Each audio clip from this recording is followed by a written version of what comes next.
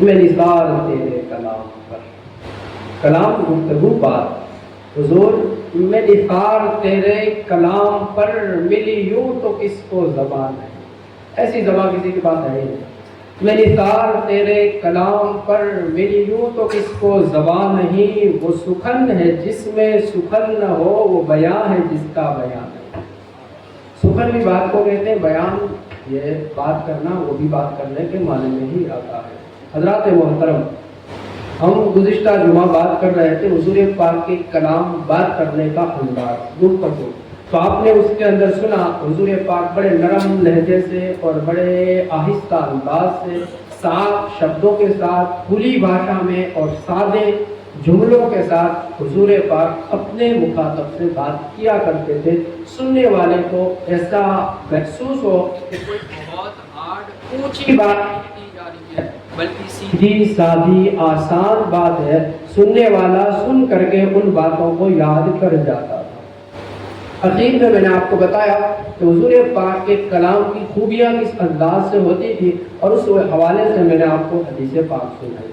آئیے آج بھی میں اسی حوالے سے بات کروں اور چند نمونے حضور پاک کی گفتگو پاک کے آپ کے سامنے رکھوں۔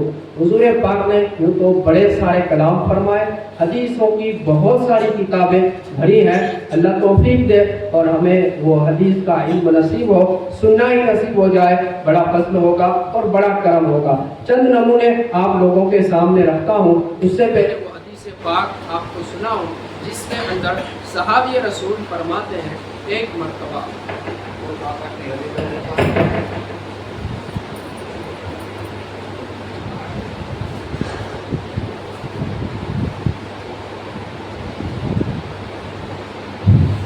صحابی رسول نام ہے براء بن عازب رضی اللہ تعالیٰ عنہ۔ آپ فرماتے ہیں ہم لوگ حضور پاک کے ساتھ ایک جنازے کے لیے نکلے، جنازہ ساتھ ہے، ہم ساتھ ہیں، حضور پاک نکلے، قبرستان پہنچے، قبر کھدی ہوئی نہ تھی، حضور پاک تشریف فرما ہوئے، تو ہم بھی حضور کے پاس ساتھ میں بیٹھ گئے۔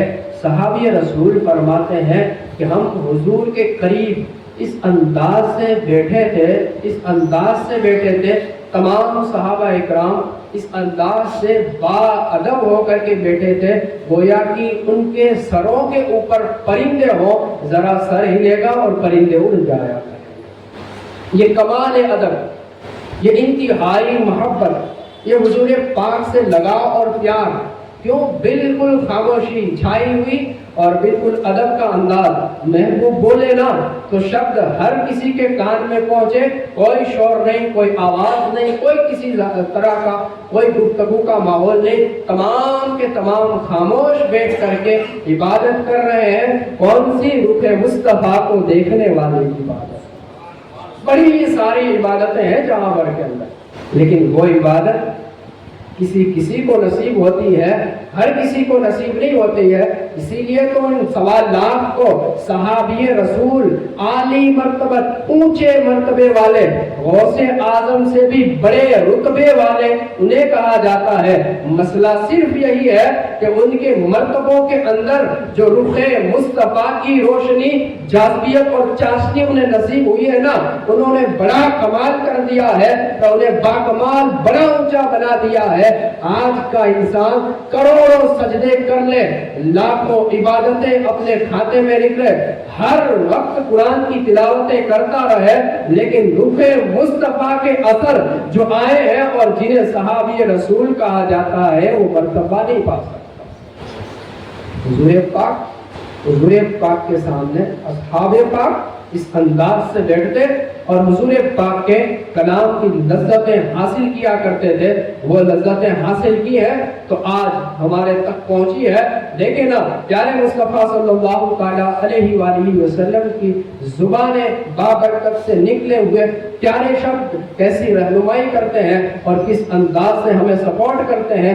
یہ دنیا جس کے اندر ہر کوئی مال مال مال دولت دھندا کاروبار اور اس کے اندر پھنسا ہوا ہے. ہر انسان کا اہم گول صرف یہی ہے کہ میں بہت بڑا مال والا دولت والا بن جاؤں, دنیا جہاں بھر کے اندر میرے نام کے چرچے ہو اور مجھے بہت اونچا مانا جائے. لیکن سنے نا, پیغمبر اسلام صلی اللہ تعالی علیہ وآلہ وسلم نے کیسی تعلیم اور کتنی عظیم تعلیمیں دی ہیں. جانتے ہیں نا آپ وہ سمے کون سا تھا اور حالات کیسے تھے؟ صحابہ اکرام رضی اللہ تعالی عنہم اجمعین کس دور سے گزرے تھے اور کس عقیدت کے ساتھ اور محبتوں کے ساتھ لبریز ہو کر کے پیغام اسلام کو محفوظ کیا اور پیغمبر اسلام صلی اللہ تعالی علیہ وآلہ وسلم کو سپورٹ کیا تھا.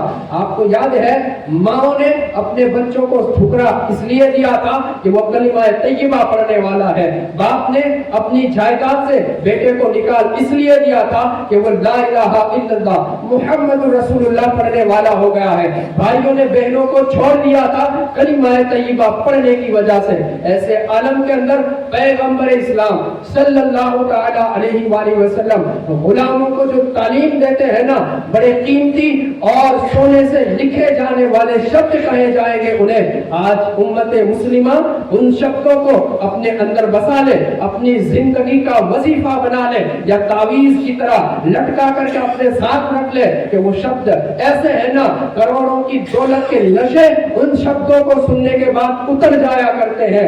مالدار بننے کا شوق و جذبہ ختم ہو جاتا ہے. بندہ کہتا ہے وہ مالک کونین ہے, وہ پاس کچھ رکھتے نہیں, دونوں جہاں کی نعمتیں ہیں ان کے خالی ہاتھ میں. حضور نے کہا تھا لوگوں سنو, اگر میں چاہوں نا, اگر میں چاہوں تو سونے چاندی کے پہاڑ میرے پیچھے چلا کرے, میرے ساتھ چلا کرے, لیکن میں یہ نہیں چاہتا ہوں. یہ پیغمبر اسلام صلی اللہ تعالی علیہ وآلہ وسلم کی تعلیمات. اور آپ دنیا کے اندر دیکھیں بیچارہ سوڈانی مارا اس لیے جا رہا ہے, وہاں سوڈان کے اندر ایک سونے کا پہاڑ مل گیا, دنیا اس پر ٹوٹ پڑی, مال کے لالچی انہیں مارنے پر آ گئے اور ہزاروں بے گناہ لوگ مارے جا رہے ہیں. مار دیے گئے نہیں, مارے ابھی بھی جا رہے ہیں. مسئلہ یہ ہے وہ پیغمبر کہتا ہے میں چاہوں نا تو سونے چاندی کے پہاڑ میرے ساتھ چلے, لیکن غلاموں میں یہ نہیں چاہتا.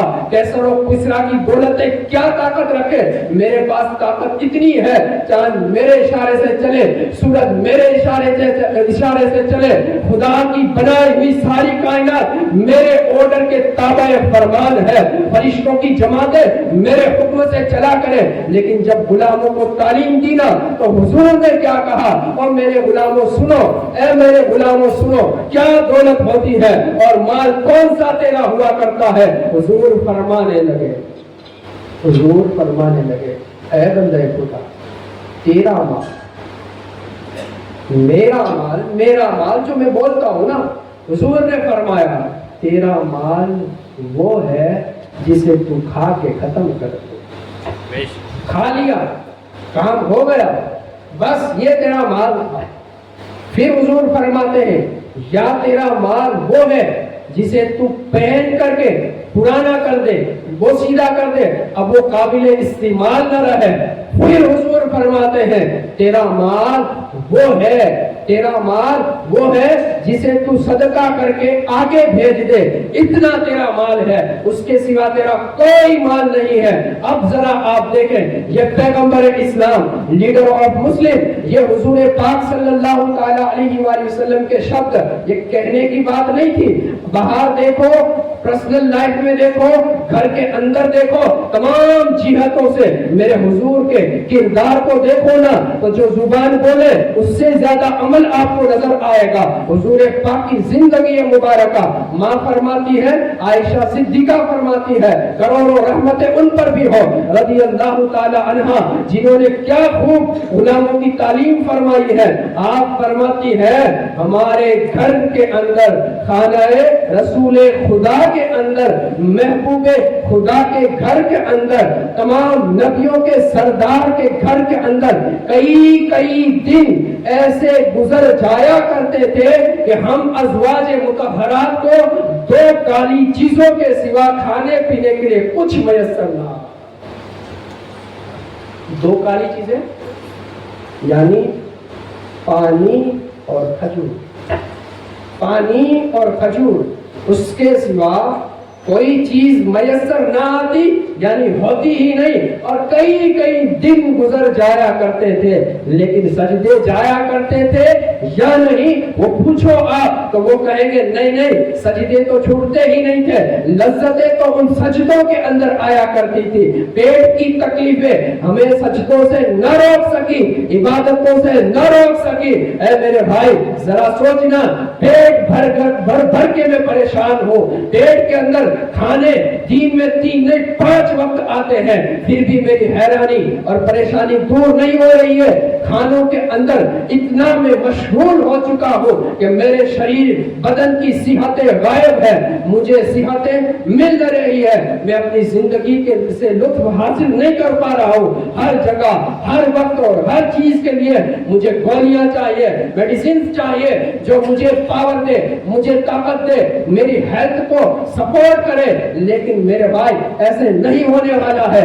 आजा पलट करके घर वापसी कर और सुन पैगंबर इस्लाम की तालीमात को और उस पर अमल पेरा हो जा। तू सलामत आज है ना, और ज्यादा सलामती वाला हो जाएगा। तेरे रुतबे आज जो भी है, अगर पैगंबर इस्लाम सल्लल्लाहु ताला अलैहि वसल्लम की तालीमात पर अमल पेरा हो जाएगा ना, वो तेरे रुतबे हो जाएंगे, वो मर्तबे हो जाएंगे। कुरान बोलेगा कि फरिश्ते तेरे ऊपर रहमतें भेजेंगे, तुझ पर दुरूदें नाज़िल होंगी, तेरी हिफाजत का सामान हो जाएगा। लेकिन मेरे भाई तू इन सारी चीजों से दूर भागता, नहीं पसंद आता, मजा नहीं आता, वो नोटों की गठरियों का वजन ही मजा देता है। नहीं नहीं, असल मजा क्या?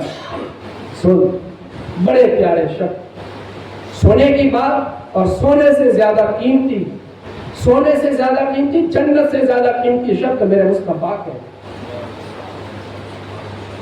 अबू ज़र गिफ़ारी फरमाते हैं, एक दिन मेरे महबूब कहने लगे, हुजूर कहने लगे, अबू ज़र गिफ़ारी उहद का पहाड़ देख रहे हो? हाँ हुजूर मैंने देखा है, देख रहा हूँ। हुजूर फरमाने लगे, अबू ज़र उहद का पहाड़ पूरा पूरा अगर सोने का हो जाए, अगर उहद का पहाड़ पूरे के पूरा सोने का हो जाए, फिर भी मुझे पसंद नहीं है कि उसमें से सोने के 3 सिक्के भी मेरे पास बाकी रह जाए। आ रही समझ में? कुछ अंदर घुस रही है। पूरा सोने का पहाड़, पूरा नहीं, अगर किसी को ये पता चल जाए 1-2 किलो सोना इस बंदे के पास है, सोने से ज्यादा जान की हिफाजत करनी पड़ेगी आपको। मार्केट के अंदर इस अंदाज की लालचें फैली हुई है, इस तरह के शौक है कि लोग हड़पना, जब्त करना, डाकाजनी करना, चोरी करना पसंद करेंगे, अपनी इज्जतों को माल की खातिर दाव पर लगाना पसंद करेंगे। क्या कह रहे हैं मेरे में? पूरा उहद अगर सोने का हो जाए, फिर भी 3 दीनार, 3 सोने के सिक्के मैं अपने पास रखना पसंद नहीं करूंगा।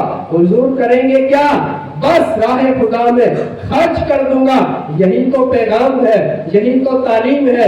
इन्हीं तालीमों ने हुजूर पाक को, हुजूर पाक के असहाब को बड़ा मजबूत कर दिया था, बड़ा हैवी, ताकतवर कर दिया था। सामने कैसर और किसरा से टकरा जाए, लेकिन उनके माल से, उनके माल के पावर से दबा नहीं करते थे, बल्कि पैगंबर इस्लाम की तालीमात के अलम उठा करके, झंडे उठा करके उनको कहा करते थे, तुझे नाज होता हो अपने माल पर, अपनी हुकूमत पर, बादशाह पर हुआ करे, लेकिन हम तो वो लोग हैं, हम तो भूखे रह करके भी नाज किया करते हैं। ये तालीमात, ये गुफ्तगू, हुजूर पाक के ये शब्द, जिन्होंने तो कौम मुस्लिम को बड़ा मजबूत किला बना करके रख दिया था, उन्हें बहुत हैवी और ताकतवर बना करके रख दिया था। आज वही माल, आज वही दौलत के नशे, आज वही मेरे शौक, आज वही मेरी नाजायज ख्वाहिशात, जिसने मुझे तरह तरह से तोड़ करके रख दिया है। तरह करके तोड़ करके रख दिया है। मुझे किसी तरह का मुसलमान बाकी रहने नहीं दिया है। मैं हर जगह बेईमानी, गैर इस्लामी तर्ज और तरीके पर रह करके अपने सारे काम अंजाम देता हूँ। मुझे कोई फिक्र नहीं, मुझे कोई फिक्र नहीं, किसी तरह का कोई अंदेशा नहीं इस आलम में मेरी मौत आ जाएगी और कैसे मुझे हिसाब और किताब देना पड़ेगा।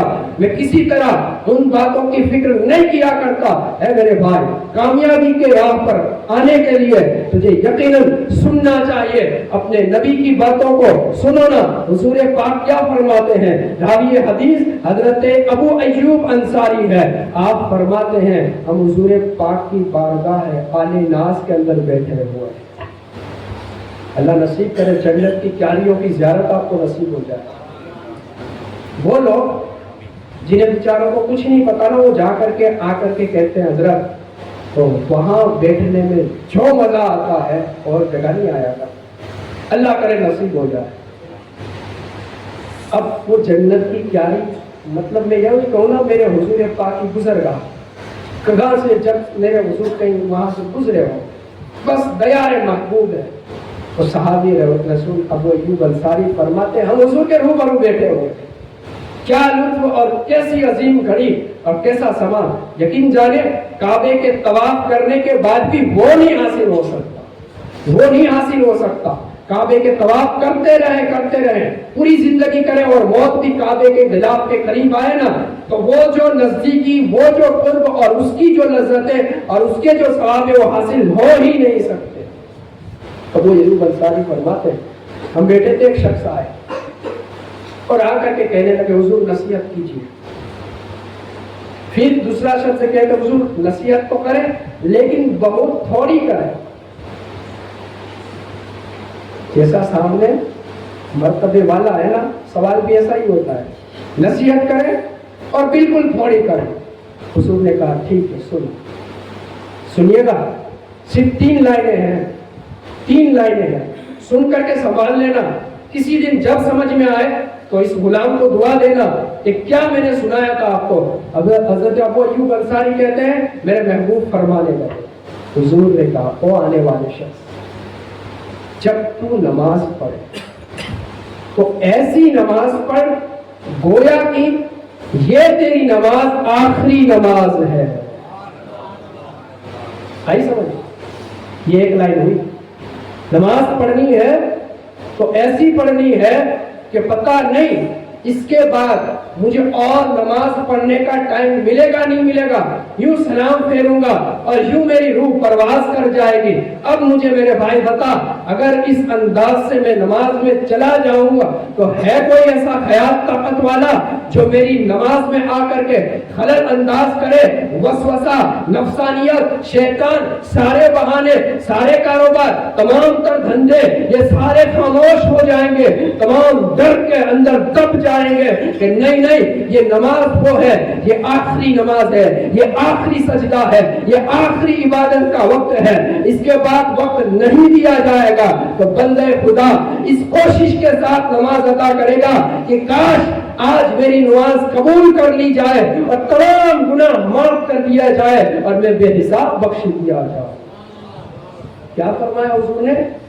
नमाज इस अंदाज से पढ़ गोया कि तेरी अलविदाई आखिरी रुखसती वाली नमाज है।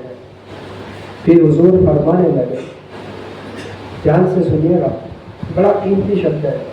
हुजूर फरमाने लगे, अबू जर बैठे हुए हैं, उन शख्स से हुजूर फरमाने लगे, सहाबी रसूल से, कोई बात, कोई शब्द, कलिमा, वर्ड ज़बान पर ऐसा बिल्कुल भी न लाया कर जिसकी वजह से कल को तुझे माफी, माजरत, पशेमानी उठानी पड़े, है ना? ऐसी बात ही नहीं करनी। सॉरी, मारे थी भूल થઈ ગઈ, કાલ ભૂલ ભૂલમાં બોલાઈ ગયું, نہیں نہیں، ایسے شبد زبان پر لانے ہی نہیں ہے جس کی وجہ سے معافی تلافی معذرت کرنی پڑے۔ وہ حضور پاک نے فرمایا ایسے شبد زبان پر نہیں لانے ہیں، اور یہ ہماری شانیں ہوا کرتی ہیں، اور آج ہماری حالت یہ ہے بولا اتنا کچھ ہماری زبان سے جاتا ہے، گندگیاں اتنی ساری نکل جاتی ہے کہ پوری زندگی معافی تلافی کے اندر ہی نکل جایا کرتی۔ تیسری لائن حضور پاک نے جو آنے والے صحابہ رسول سے کہی وہ یہ، اور بڑی ہی پیاری۔ حضور پاک نے کہا لوگوں کے پاس جو چیزیں ہیں اس سے اپنی لالچیں ختم کر دے، اس سے تیرا کوئی مقصد نہیں۔ کوئی کروڑوں کی ملکیت کا ہو تو ہوتا رہے، ہزاروں لاکھوں کے چکر کاٹتا رہے، اس کے کپڑے کیسے مہنگے ہیں، اس کی گاڑیاں کیسی مہنگی ہے، اس کے موبائل فونز کس سسٹم کے چلا کرتے ہیں، اس کی آفس کتنی قیمتی ہے، اس کی فیکٹری کتنی قیمتی ہے، ارے جو ہوتا رہے، جیسا ہو بڑا بنتا رہے۔ اللہ کرے اگر ایمان والا ہے اور آگے بڑھ جا، لیکن میرا دل میرا جگر اس کے اندر تیرے مال کے اثر نہیں آیا، بتا پھر جینے کا مزہ نہیں آئے گا؟ مزہ آئے گا جینا، مزہ دے گا تجھے ہر وقت دل کے اندر یہی آئے گا ٹھیک ہے اللہ نے مجھے دیا ہے، بہت کچھ دیا ہے جو ہزاروں کروڑوں روپے سے نہیں خریدا جا سکتا، اللہ نے مجھے وہ دیا ہے، وہ کیا ہے اگر یوں کہوں جسم کو موجود رکھنے کے لیے تیرے شریر کے اندر جو لائف ہے نا، جیو جسے کہا جاتا ہے، روح کہا جاتا ہے، وہ کروڑوں روپیوں سے اب جو روپیوں سے خریدا نہیں جا سکتا ہے، پر میں بندہ مومن ہوں، میرے لیے زندگی کی قیمتی، میرے لیے زندگی کی کوئی قیمت نہیں ہے، میرے لیے تو سب سے زیادہ قیمت ایمان کی ہوا کرتی ہے۔ اللہ نے بغیر مانگے مجھے مومن مسلمان بنایا۔ کیا کہا؟ 3 لائنیں یاد کر لیں۔ نماز کون سی پڑھنی ہے، کس طرح سے پڑھنی، ایسے جیسے یہ آخری نماز ہے۔ پھر حضور پاک نے کیا فرمایا کہ کوئی ایسی بات نہیں کرنی ہے جس کی وجہ سے کل کو تمہیں معافی مانگنی پڑے۔ پھر حضور نے کیا فرمایا، لوگوں کے پاس جو ہے ان ساری چیزوں سے اپنے رشتے ناطے اپنے ارادے ختم کر دو اور پھر زندگی جیو تو مزہ آئے گا۔ ان کے بول بہاروں جیسے، یہ ہے میرے حضور پاک کی گفتگو کے انداز، یہ ہے میرے حضور پاک کے طریقے، اور اس انداز سے حضور گفتگو فرمایا کرتے تھے۔ یقیناً یہی وہ شبد ہیں جو کامیابی کی ضمانت دیتے ہیں، آپ کو کامیاب کر دیتے ہیں، آپ کو کامیاب ہونے کا سرٹیفکیٹ دے دیتے ہیں۔ بس انتظار صرف اتنا کرنا ہوتا ہے کہ یہ دنیا کی زندگی میری ختم ہو، آنکھیں بند ہو، پھر میرے ہی سارے معاملات ہوا کرتے ہیں۔ آگے والی اور ایک حدیث پاک آپ سماعت فرمائیں، راوی حدیث ابو ذر غفاری، آپ فرماتے ہیں حضور پاک نے مجھے ہی نصیحت فرمائی۔ ابو ذر کہتے ہیں مجھے ہی حضور پاک نے نصیحت فرمائی، اس کے اندر بھی تم 3 لائنیں یاد کر لیں۔ ابو ذر غفاری فرماتے ہیں حضور نے ارشاد فرمایا تم جہاں کہیں بھی ہو اللہ سے ڈرتے رہا کرو۔ جہاں کہیں بھی کا مطلب یہ ہوتا ہے مسجد، مدرسہ، خانقاہ، درگاہ، آفس، فیکٹری ہے، کنٹری، آؤٹ کنٹری، دیش ودیش، پردیش، وطن اپنا، پرایا، پڑوسی، پرسنگ، جو بھی ہو، جہاں بھی آپ موجود ہو، بس مسلمان ہو، اللہ سے ڈرا کرو، ہمیشہ خدا کا خوف اپنے دل کے اندر بٹھایا کرو۔ ابو ذر کہتے ہیں حضور پاک نے مجھ سے یہ کہا۔ دوسری لائن حضور پاک نے یہ فرمائی، جب تم سے کوئی خطا ہو جائے، کرنی نہیں ہے، خطا ہو جائے تو اس کے بعد فوراً نیکی کر لیا کرو۔